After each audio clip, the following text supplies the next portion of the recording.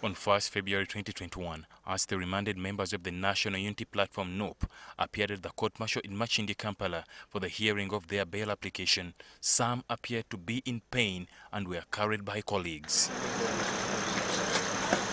NUP President Robert Chagulanyi's music partner Ali Buken, popularly known as Nubian Lee, had his signature dreadlocks shaven. There were complaints about Nubian Lee's hair and the signature beards of Chagulanyi's bodyguard Edward Sebufu, commonly known as Eddy Mutwe, had been forcefully shaven while on remand at Kitalya prison in Mityana district.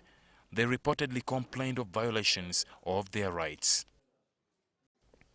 However, the spokesman of the Uganda Prisons Service, Frank Baine, says shaving inmates' hair is done to all and for purposes of keeping hygiene. They also smell, some people. Now, if they are in a ward of 20, 30, and you have this hair, and the 19 are feeling uncomfortable, would you prefer to make this person happy at the expense of the others? But still, a prison is not a hotel, a prison is not a market.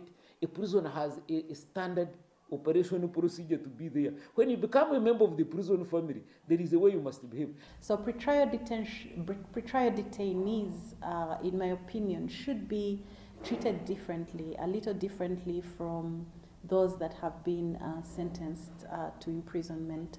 Now, what does that mean? Of course, with an overloaded prison, with overworked staff, they're most likely going to apply the same rules everywhere. NTV also engaged the president of the Uganda Law Society, Fiona Nabasa Wall, on the issue. When they were cutting this hair, is it something that is usually done to everybody that comes on remand, or were they singled out, and was it done as an act to intimidate or maybe to cow them and sort of affect their identity, in which case it might be psychological torture. Unless you are able to produce a medical report to confirm that you, even touching your hair, causes you a sickness. So otherwise, you have to adjust. And remember, for us, when a prisoner comes, the first thing we do is to baptize them. However, Baine explained that there are some exemptions to the rule, especially for women. Only women who are not allowed to cut the hair, who are not allowed to remove the ring, who should not remove their knickers.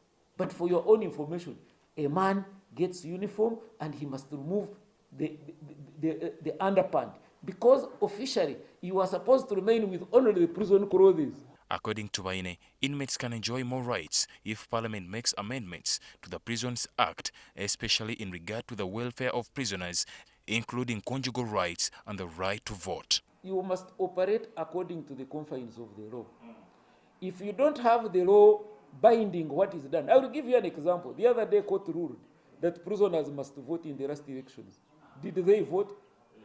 Because there were no parliamentary laws to back the judgment. By the time of filing this report, the number of prisoners in Uganda stood at 60,182, with 52% convicts and 48% on remand.